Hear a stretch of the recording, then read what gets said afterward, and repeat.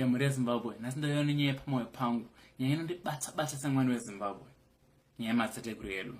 Seriously, what were they doing? I mean, ndanzwa nekuvhairwa nevamwe. Kwai, hey, my ancestors contributed to the discovery of electricity. Hey, my ancestors contributed to the invention of this and that. Indoti chi? Ndoshaya zvekutaura. Ndombundikirwa nenyadzi. Ndopeta muswe ndese pakati pemakumbo. Ndozvinenepesa. Ndanzwa. But enough is enough. Aiwa. Nhasi ndotombowanawo chekuvhaira nazvo about my ancestors. I know that my ancestors didn't contribute to the invention of Facebook, Twitter, WhatsApp, or the so-called information age.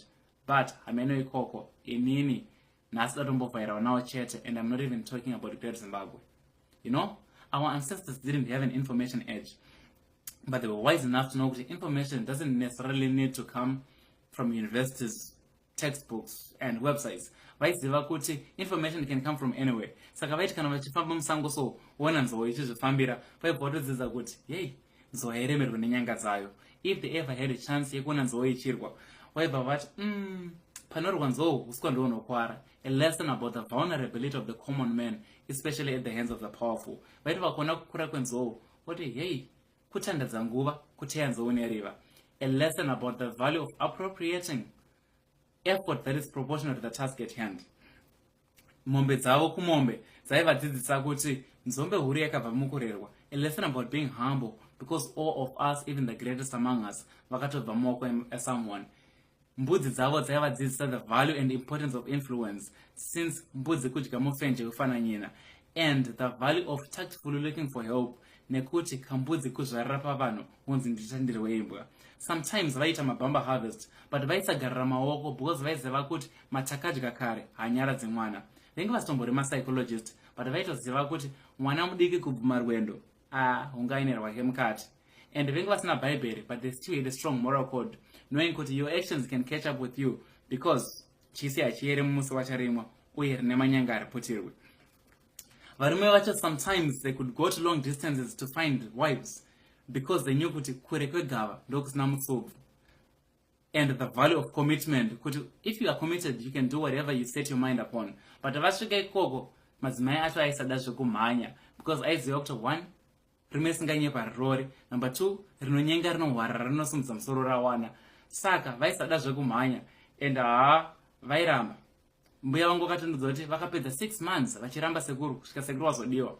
But varume vacho vaiti vazodiwa manje voziva kuti zingidzi gonyera pamwe mariva enyika hapere. And they learned to work hard, knowing kuti mudzima ipe kaviri, uye kuti sango rinopa waneta, uye kuti acheya mariva murotsva hatyeko ipedzisai mega. So you see, they learned a lot of stuff from just observing their environment. And the even better thing is, venge vasina a writing system, but they transmitted this information orally nekungotaura. So manhiri vakagara pamoto vaitanga kungotaura. And during that time vaibva vadzidza kuti kana pari pakugocha kunoda kwaamai kwemwana kunodzima moto. And during that time they built strong relationships, which right now we can't even with TV and stuff.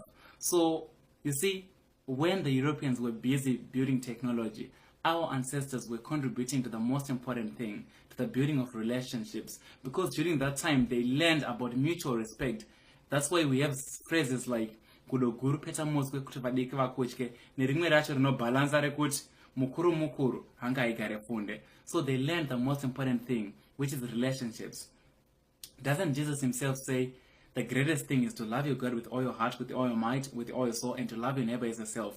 Showing that relationships are the most important things, and they specialized in that, which is why we could be related. We could be related nekuti uri sekuru wambuya weshamwari wanhenge, and wato hama yepedyo ini ndakatoona kuti yemutupe ikai inogona kuroora, saka inini hangu ndinoera dolphin.